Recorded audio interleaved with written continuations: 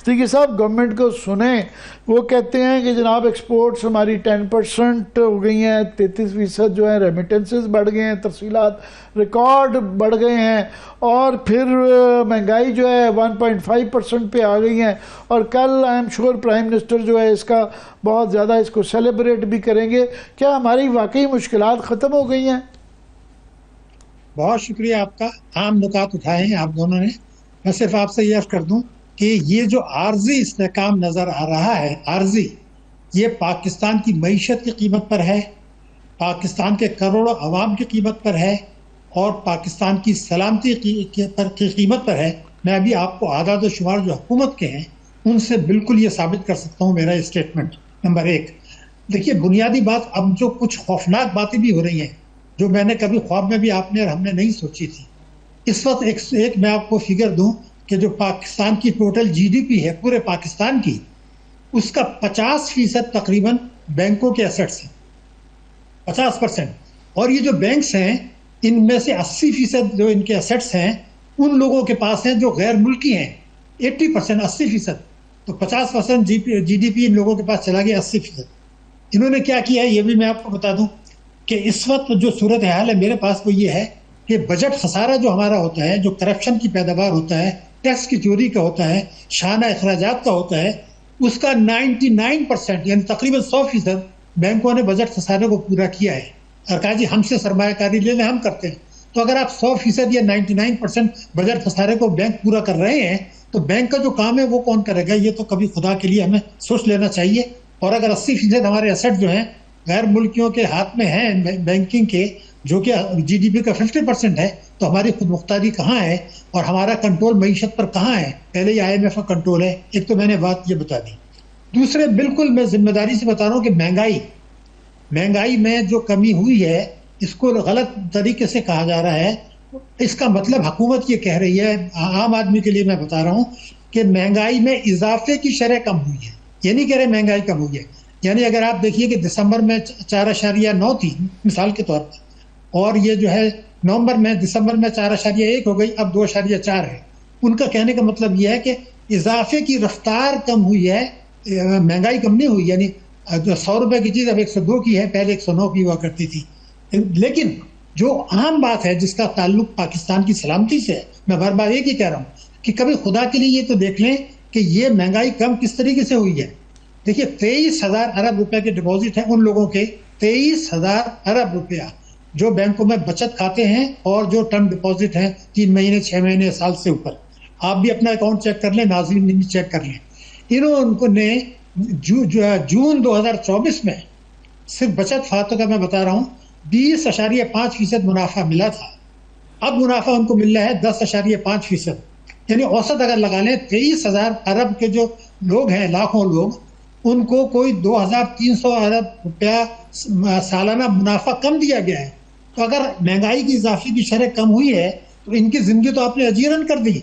यानी अगर दुकान में एक चीज गेहूं मौजूद ही है, जब 2300 अरब रुपया साल इन करोड़ों लोगों का आमदनी कम हो गई, उनकी कीमतें, कुव्वत खरीद कम हो गई, तो उनको कम इजाफे से क्या फर्क पड़ रहा है? जरा मेहरबानी करके सोच लें। हमारा मुल्क है, आपका। फिर कौमी बचत स्कीमें जिसमें शोधा के पैसे हैं, बेवाओं के पैसे हैं, यतीमों के पैसे हैं, पेंशनर्स के पैसे हैं, उनकी जो मुनाफे की शरह है वो भी जबरदस्त कम हो गई। क्यों? क्योंकि आपने डिस्काउंट रेट कम करके ताजरों, सनतकारों को फायदा पहुंचाया। लेकिन पूरे पाकिस्तान में कोई ये बात नहीं कर रहा कि ये किसकी कॉस्ट क्या है। इसकी कॉस्ट मैं आपको एक और बता दूं कि देखिए मेरे मुल्क का डिस्काउंट रेट आपको भी पता है कि इस वक्त जो है वो 12% है, और महंगाई 2.4 है हुकूमत के मुताबिक। लेकिन भारत में जो अभी जो लेटेस्ट गवर्नमेंट का फिगर आया है वो 1.5 आज बताया गया है। और दूसरा आर्गुमेंट भी कंप्लीट कर लीजिएगा, मगर ये जो आप सही कह रहे हैं कि पिछले साल के मुकाबले में जो है कम वाला एक वो है, मगर वो भी मार्केट में रमजान का महीना है, लोगों की चीखें निकल गई हैं, वो भी रिफ्लेक्ट नहीं हो रहा। तो ये तजाद भी जरा समझा दें हमें।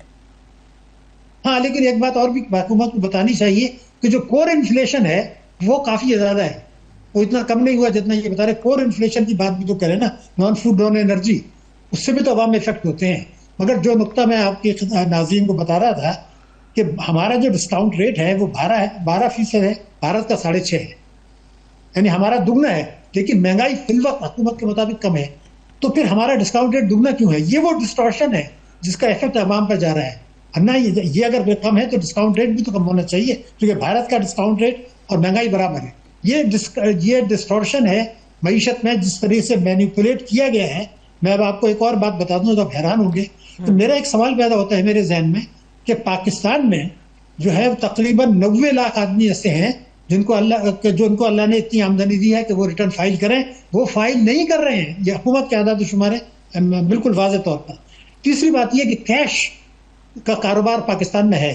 मैंने अभी देखी है कि कैश और जीडीपी का जो तनासुब है वो पाकिस्तान में 35% है, बांग्लादेश में 15 और भारत में 16, यानी दुगना।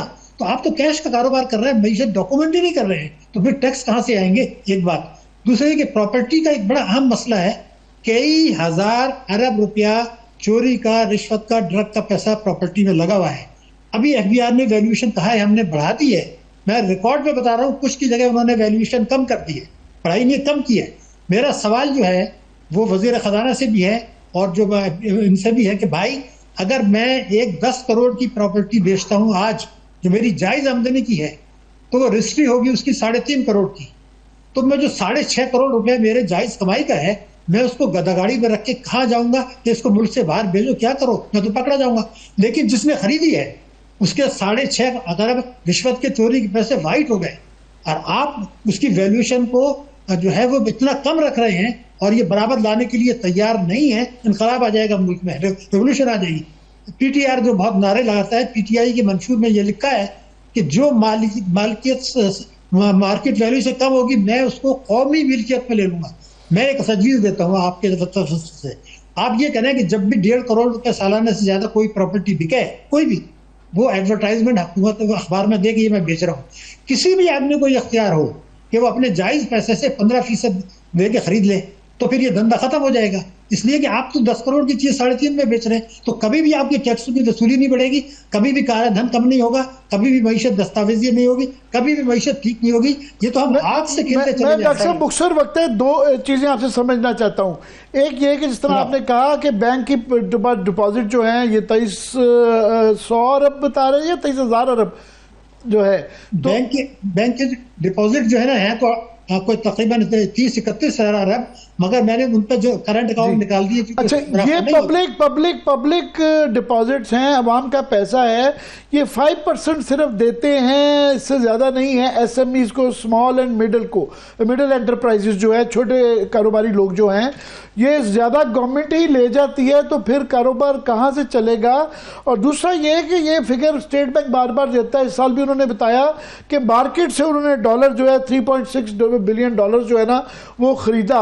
पिछले साल ये 7-8 माह का फिगर है, और पिछले साल गालबन 6-7 अरब डॉलर उन्होंने मार्केट से ख़रीदा।